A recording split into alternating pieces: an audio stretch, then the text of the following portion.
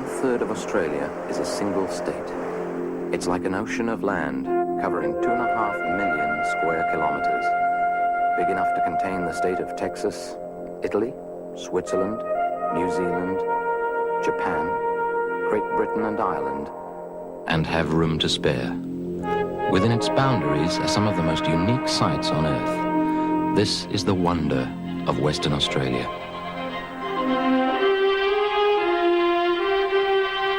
The beauty,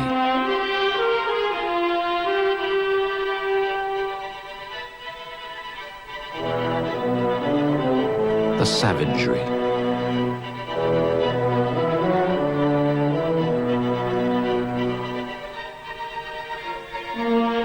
the adventure,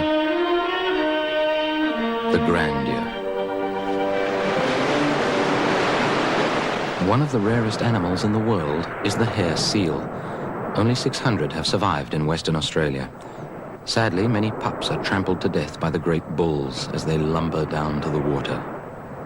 These animals can weigh twice as much as a man. Feeding morning and evening, the colony spends most of the day by the water's edge, just relaxing.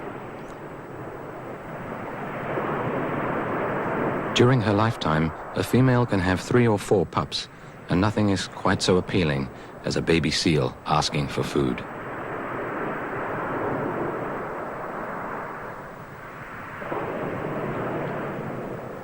On the move, they look as though their trousers have been made too long.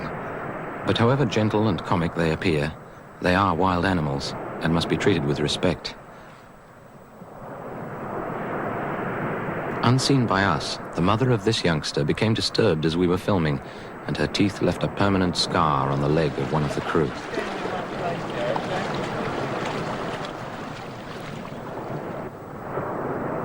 When the seals enter the water, a miraculous change takes place. Gone is the clown-like waddle and the long trousers. Instead, a swift and graceful animal designed to hunt the darting fish, the slippery octopus, and spiny rock lobster. The seal is a relative of the bear and the dog, and although completely at home under the water, has to come up for air frequently. There is a lot to fascinate the young seals in the waters around Western Australia. Strange animals that look like flowers grow among the coral. The feather duster worm hangs its food-gathering equipment out on show, only to pop in when a stranger passes by.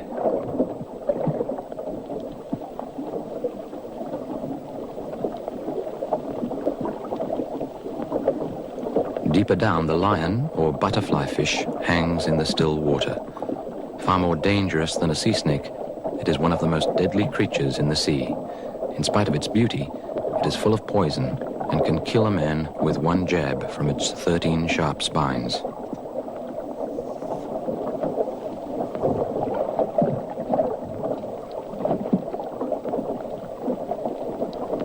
This bald-chinned groper works busily in the sand, searching for food. Carefully fanning it into a cloud, he huffs and puffs, filtering with his mouth for worms and small creatures.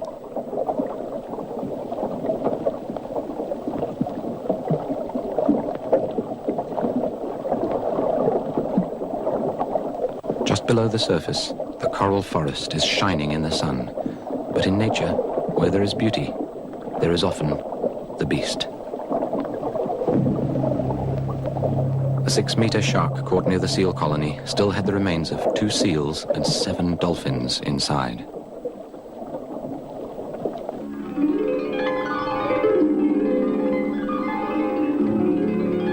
Along Western Australia's own barrier reef at Ningaloo, which stretches for 150 kilometres above Carnarvon, millions of fish have made their home.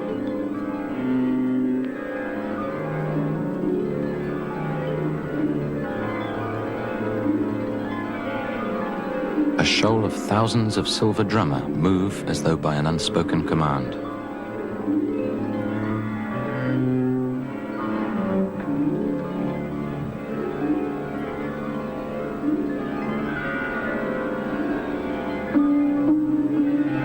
And wherever the fishing is easy, you will find sharks.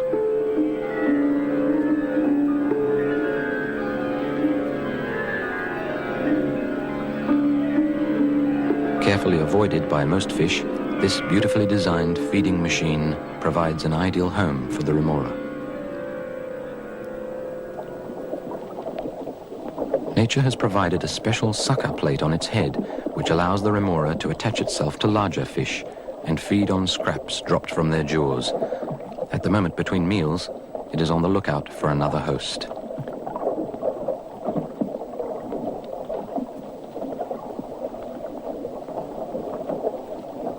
The white-tipped reef shark will, with luck, pass close enough to the remora to let it attach itself without attracting too much unwanted attention.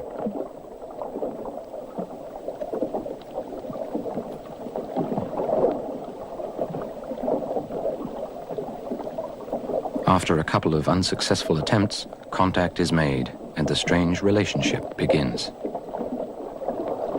If the shark should become excited or start an attack, the remora will simply detach and wait in the wings until the meal is finished. Then he will quietly cruise round, fastening and unfastening, picking up the crumbs. Although while hunting, sharks tend to cruise slowly, they are fast and powerful swimmers, capable of lightning movement. The power of the tail, the shark's means of propulsion, is enormous. With 2 flicks, this shark travels 50 meters.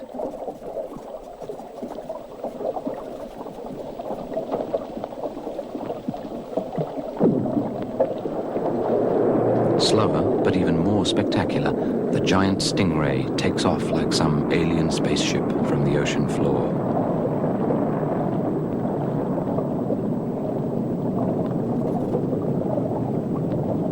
He measures over 2 meters from wingtip to wingtip and literally flies through the water.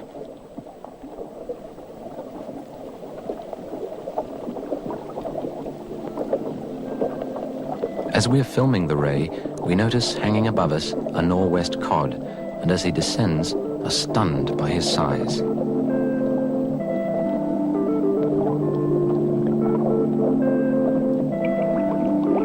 In these waters, fish grow large, but this is the largest cod we have seen.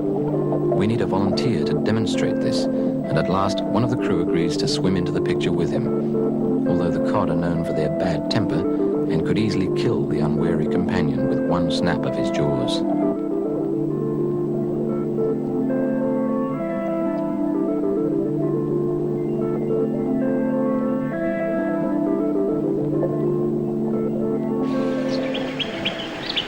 Using 1 million tons of TNT to create a dam on the Ord River, Lake Argyle was formed. As the years have passed, it has become a home for the rare and beautiful wildlife of the Kimberley area. The best view of the lake is just before dawn.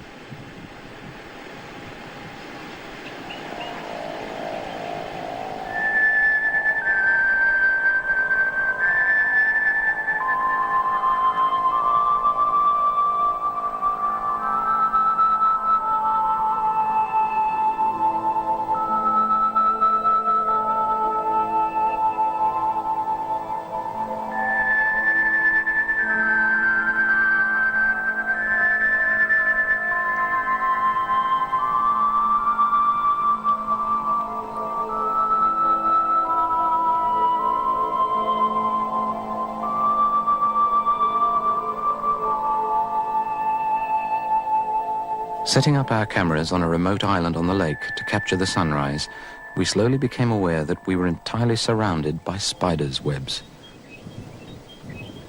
As the sun appeared over the rim of the mountains, we could see that, unlike any we had seen before, the webs were golden.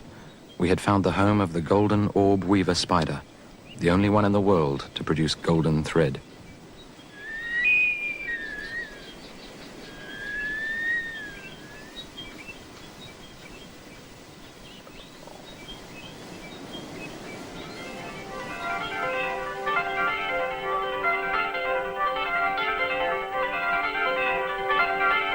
Even as we stood there, we had been noticed, and the gossamer-like threads began drifting towards us, ready to weave us into their kingdom. In the seclusion of the island, undisturbed, well over 500 spiders have toiled to complete this massive 30-meter-long structure. Surprisingly, only a tiny amount of it is used to catch anything. Most of it is for support and protection.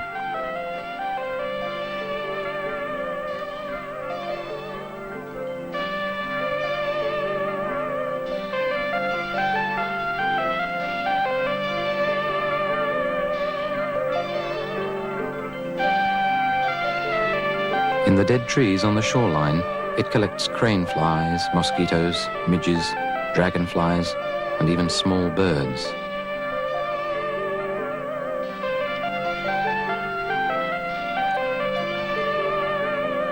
Always hanging upside down, they wait like fishermen with a hand line for the slightest vibration that tells them that they have caught a victim.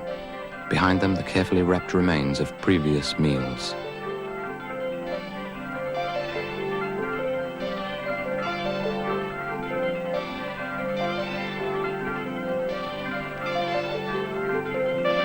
When the next generation hatch, they attach their fine golden thread to a twig or branch and launch themselves on the wind.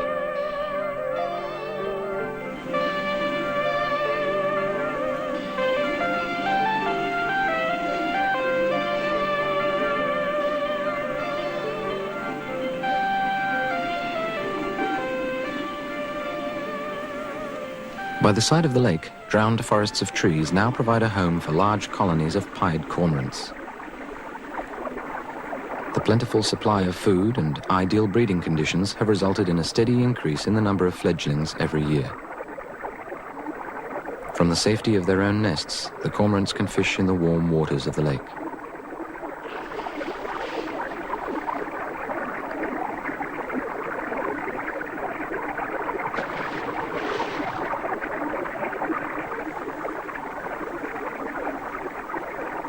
Too young to fish with their parents, these two fledglings sit patiently waiting to be fed. Covered with light, fluffy down, they're unable to fly, and when at last their parents encourage them to jump into the water, it will take them many hours to climb back into the nest.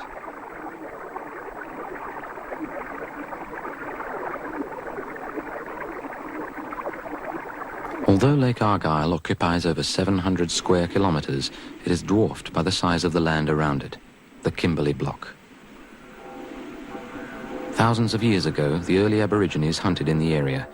With the arrival of the first white settlers, it was realized that this land would be ideal for raising cattle. But it was a hard land, and when the time came to muster the mobs of cattle on the stations, men and horses had to work for weeks in dangerous conditions.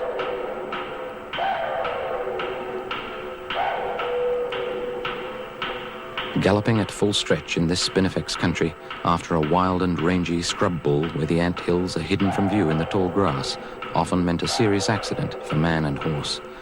Out here in the days before the flying doctor, even a broken leg could mean a long and painful death. Today, there is a different sort of danger involved. And a good morning to you. Special hi to the fellas doing some mustering today. Looks like remaining fine.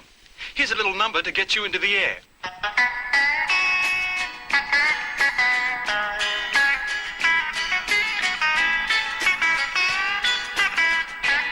At first glance, the cowboys or ringers of today look very much like their predecessors, but instead of saddling up, they're cleaning windscreens and are planning a morning's muster with 2 helicopters, which would have taken men and horses over 5 days to complete. Instead of oats, it's avgas. Instead of the stock whip, the two-way radio. Sean Murphy and his pilots have built up $1 million business mustering the Kimberley cattle, but still manage to look very much the way their grandfathers did. The object of all this attention comes down for an early morning drink at the headwaters of the Christmas Creek, little suspecting that this morning will be just a bit different.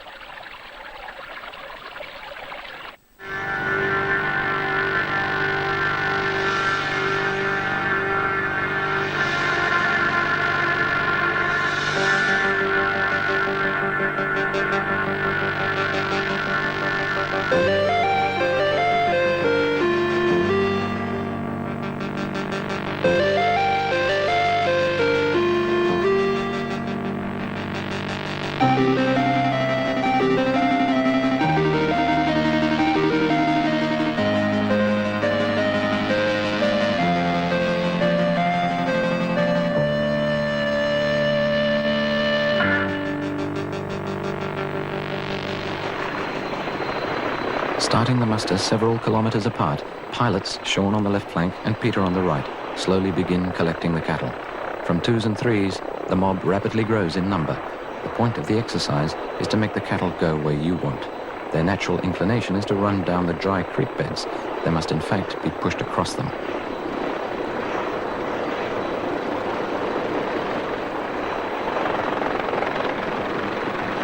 It's also important that the muster is taken at a steady pace and the cattle are not exhausted, as they will have covered over 15 kilometres this morning. Over on the right flank, Peter has disturbed a mob of wild donkeys. Meanwhile, Sean's cow stands her ground and has to be encouraged on.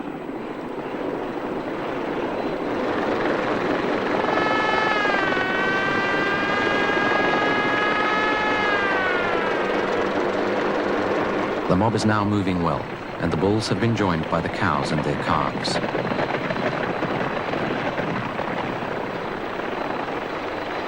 Some of the bigger bulls have not seen a human being for 10 years and are destined to become hamburgers for America.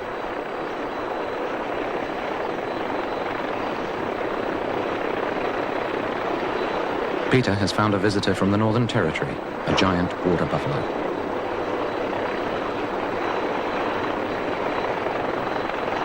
Meanwhile, Sean has got himself into a bullfight with an angry young scrub bull who bravely charges the helicopter.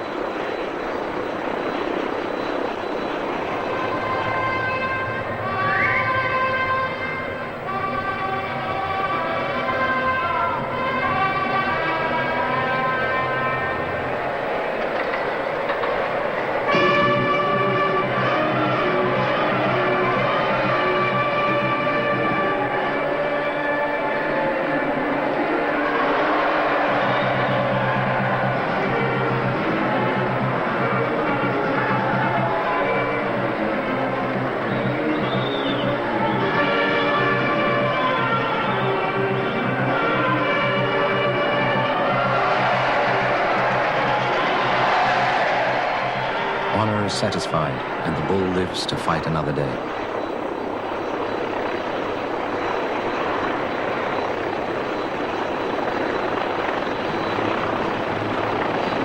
As the morning wears on, the conditions become more dangerous. The hot air now rising from the ground makes flying difficult. The cattle are becoming wiser and hide under trees and in the long spinifex grass. It requires every ounce of skill and concentration to continue the muster smoothly.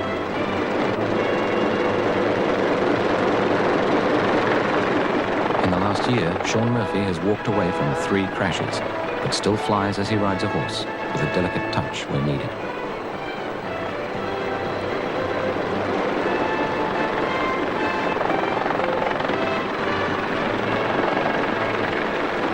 The little calf is moved on, and Sean searches for the next problem, skimming the trees which are only a hand's span away from his rotor blades.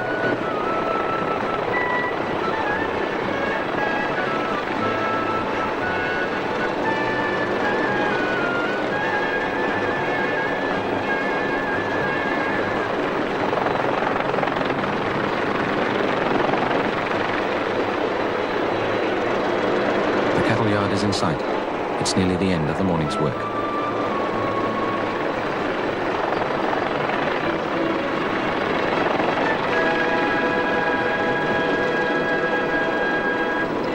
They are walking calmly now and will enter the pens nearly as fresh as they started.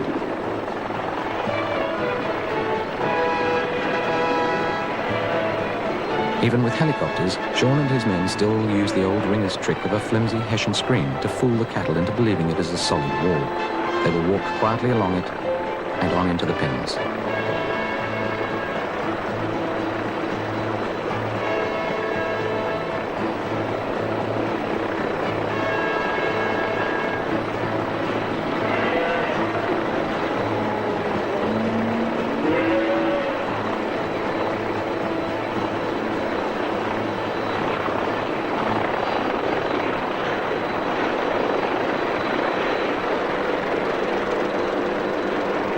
In the north of Western Australia, the great flat land rolls on and on. Beneath this unpromising landscape, an almost endless supply of mineral wealth. Gold, silver, iron ore, nickel, alumina, tin, and diamonds. The scale of this country is so vast that it can hide even the greatest of wonders easily. Thousands of years ago, in the silence of space, a meteorite weighing hundreds of tons hurtled towards Earth.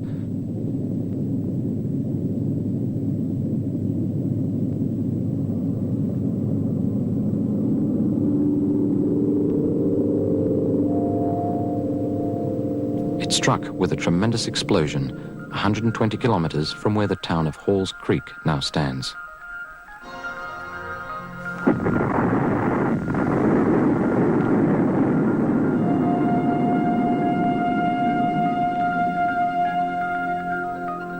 The impact blasted a crater 850 metres across, leaving a permanent reminder on the face of Western Australia.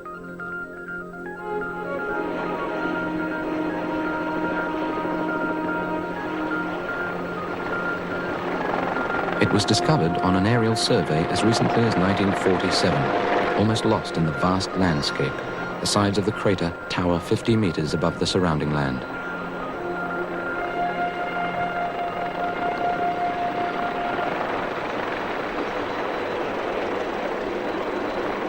It is not until we film our helicopter flying along the rim that we realise how big the Wolf Creek crater really is.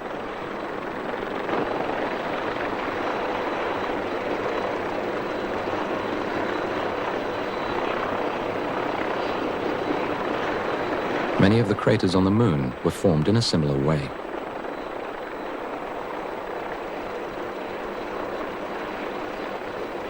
Although visited by a few tourists every year, this, the second largest meteorite crater on Earth, spends most of its time remote and deserted.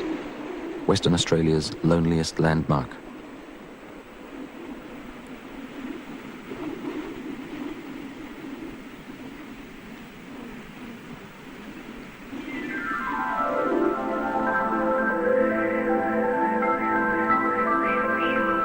Although it looks like a river, Lake Kununurra is part of the Ord River irrigation project. It can store 100,000 cubic metres of water in a length of 40 kilometres and lies 50 kilometres downstream from Lake Argyle. Among the melaleuca trees at the water's edge, a large colony of over 1 million fruit bats live. The noise and smell is incredible.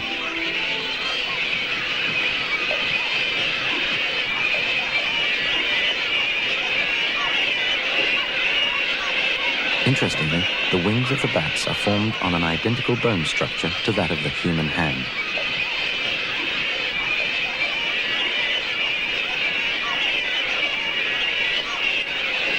Skillful flyers in the air, they can only crash land in the treetops, where they hang fanning themselves to keep cool in the subtropical heat of the day. To take off again, they gain airspeed by flapping until the hooks on their feet disengage. Many early settlers thought the fruit bat very good eating.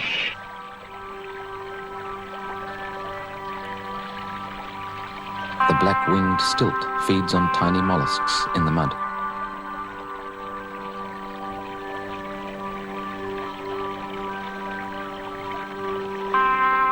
While the crocodiles think about feeding on the black-winged stilt.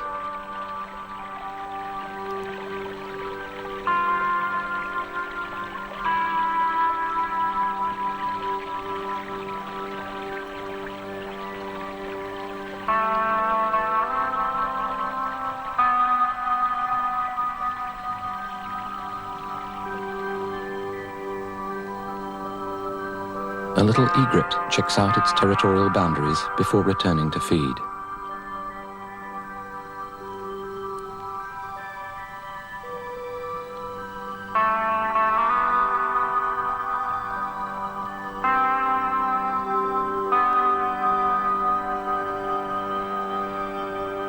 Most spectacular of the Norwest birds, the huge jabiru stork stands over 1.5 meters in height.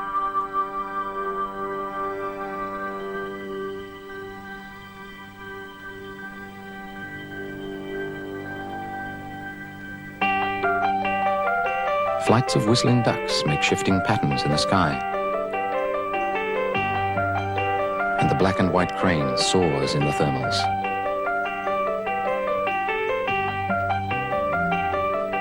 Towards evening, the night heron sits quietly on the lookout for small frogs, while all around him they start their chorus. The darter, or snake bird, is one of the most unusual on the lagoons.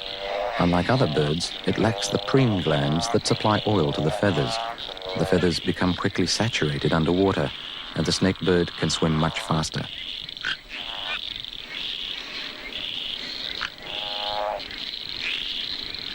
Its unique neck can twist and turn to follow every move of the darting fish. Unable to fly when wet, it does spend a lot of time drying its feathers, and if disturbed, has to jump back into the water quickly. As night falls, the first patrols from the fruit bat colony take to the air.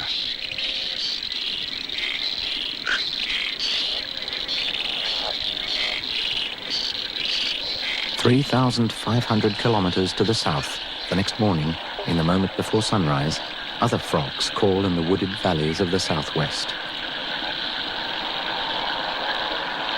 Great forests of jarrah, karri, tuart and tinglewood stand wrapped in early morning mist.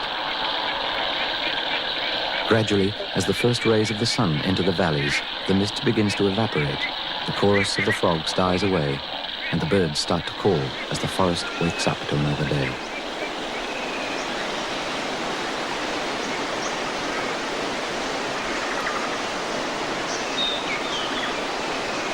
As the breeze stirs the millions of leaves, they make a sound like the murmuring of a great ocean.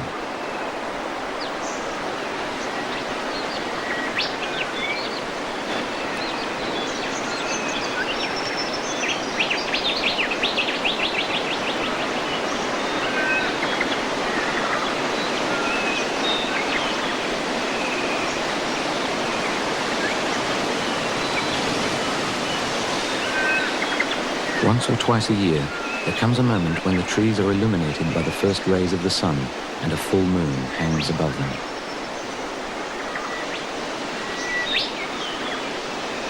In the undergrowth, the life of the forest continues.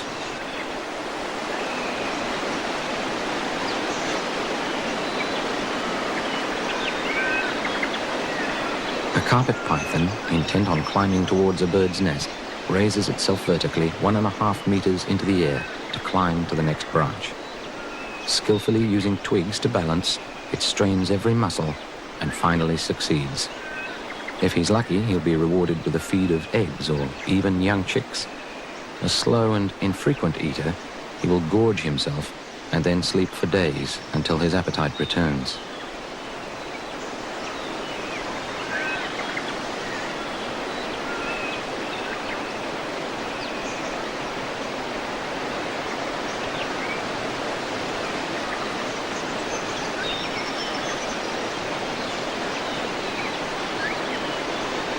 The python has a unique heat-sensing gland in his lip, which he uses to hunt the warm-blooded animals of the forest. He can locate them at night, silently approaching in the darkness. He then wraps his coils around them, crushing them to death. Below the python, on the forest floor, another hunter-killer, the tiger snake, prepares a trap for its quarry, a small mouse.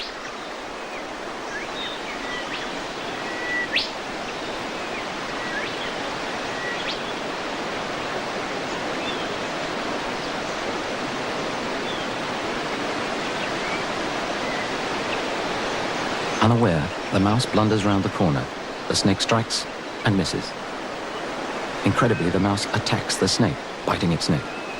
The snake flings the mouse off and strikes and misses again. But the mouse makes a fatal error and returns to attack. The snake does not miss this time. The mouse lays dying. The entire drama has taken only seconds. Here it is again at full speed.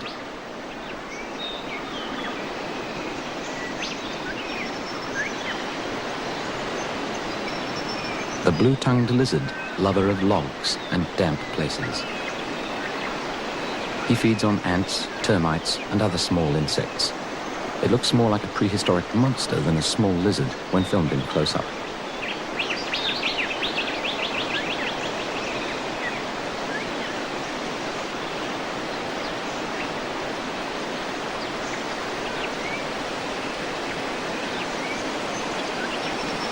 Another unusual reptile living in the southwest forest is the giant skink, largest of his kind. He is extremely nervous and spends much of his time listening for strange noises.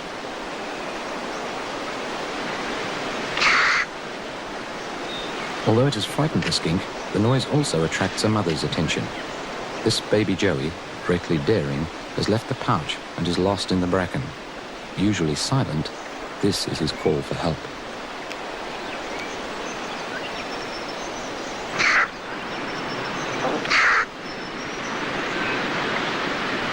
The wildflowers and shrubs of the southwest provide a rich and varied diet for the animals.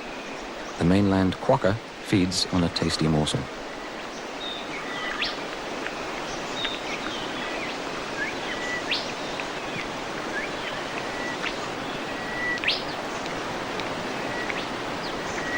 The black-gloved wallaby, like an old lady at a tea party, eats daintily.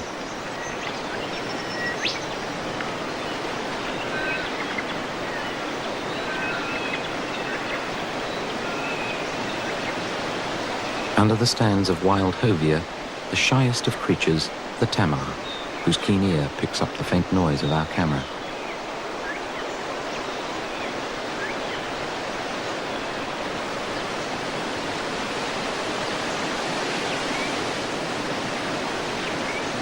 By now the joey has been collected and is safely back in the pouch, although his troubles with the bracken are not yet over.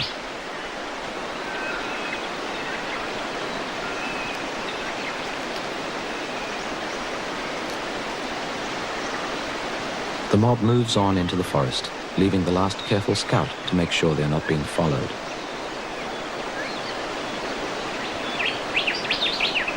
At last satisfied, he too disappears into the forest.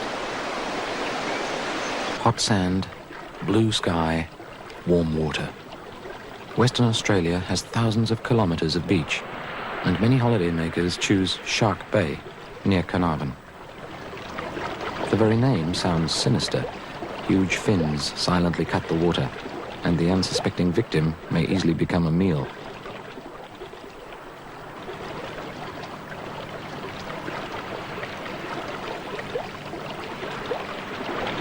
But this fin belongs not to a shark, but to a far more friendly mammal, the dolphin. The wild dolphins of Monkey Maya have formed a special relationship with man. Free to come and go as they choose, generations of dolphins in this area daily swim into the beach.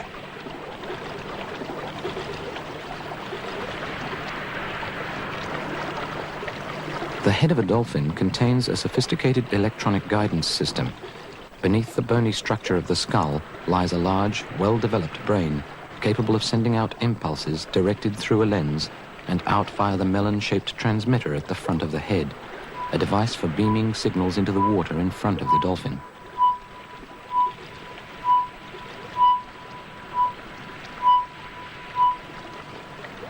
It has been discovered that dolphins are capable of interpreting these signals so accurately that they can detect the most minute difference in size and shape.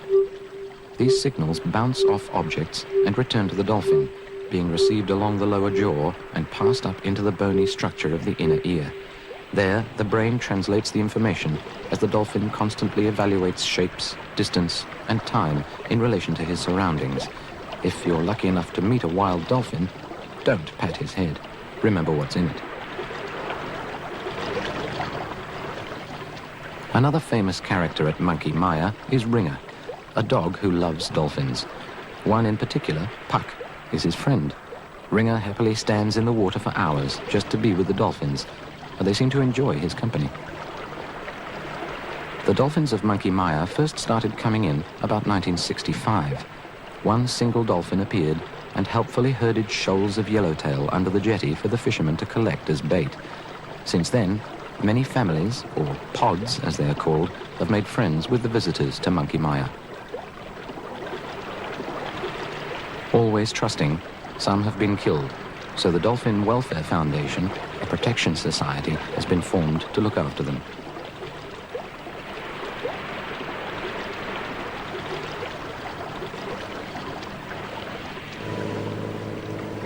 Further south, down the coast at Yanchep Sun City, a boat from Atlantis Marine Park leaves on a search for a young female dolphin to add to the park's collection. The expedition is headed by Dr. Nick Gales, the resident veterinary officer. Because of the number of dolphin off the Western Australian coast, the park has easily been able to build up its stock. It's not long until the first pod is sighted.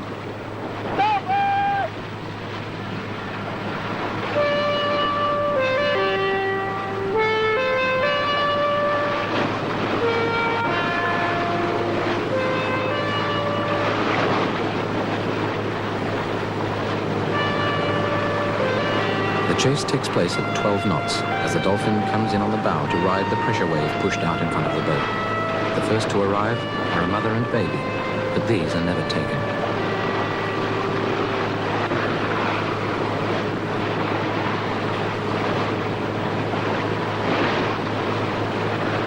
By suspending our cameras over the bow of the boat, we can record the dolphin's dance in the sunbeams. As it jumps from the water, we can almost hear it laugh.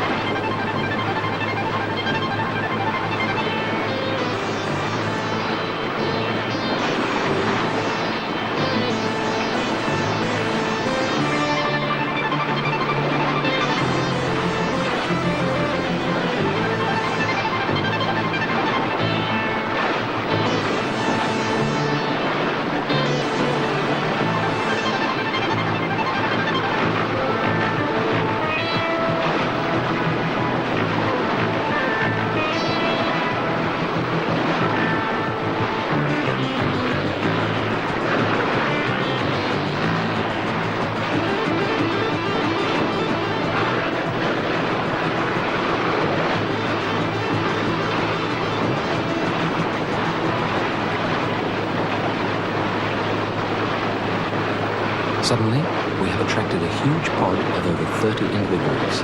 The sea boils with them.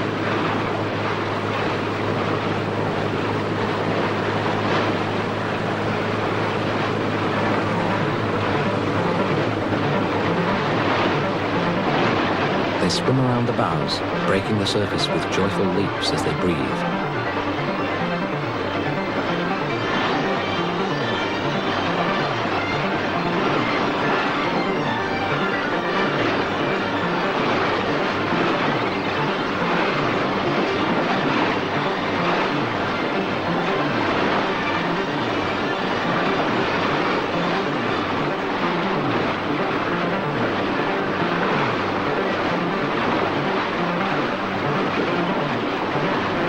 Has his eye on a particular young female far out. As she starts to come in, we notice that she is surfacing regularly to breathe. It is at that moment that Gales must slip the carefully bunched long net over her head. She will literally dive into it and lie quietly to be taken back.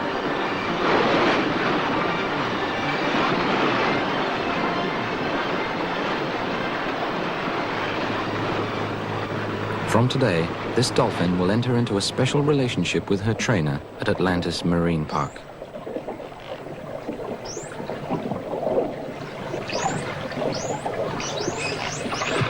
By putting our hydrophones into the water, we can pick up the signals she makes while locating objects.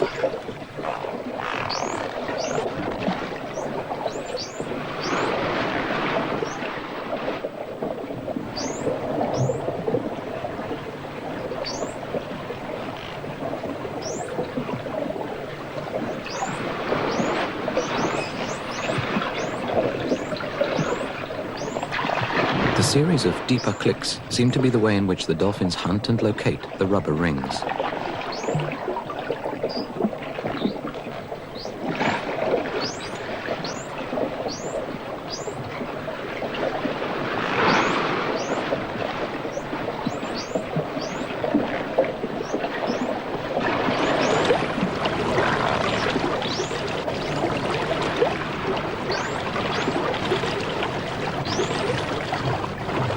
Gradually, over a period of time, love and trust between the trainer and dolphin grow until spectacular results can be achieved. Here, with the aid of a high-speed camera, we capture the beauty of the flight of the dolphins as the great fish hurls itself many meters into the air. The strength and determination to achieve this are one of the wonders of nature.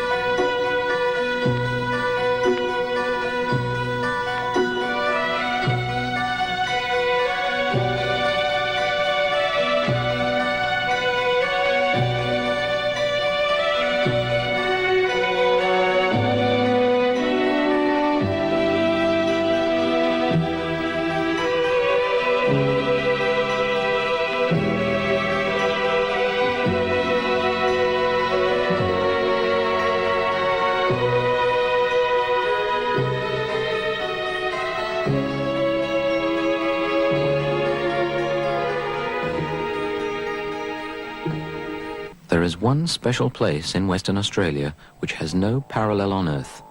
It is known as the Pinnacles. Time, wind and water have created thousands of limestone monoliths like the remains of a long-lost civilization that has trapped its inhabitants within the stones themselves.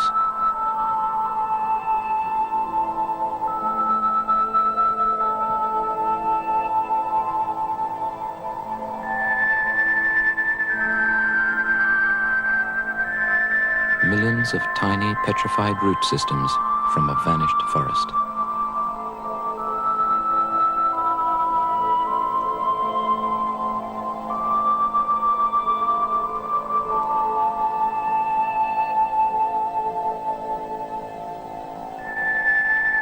When the last daylight strikes the stones, they become mere shadows from the past or the future.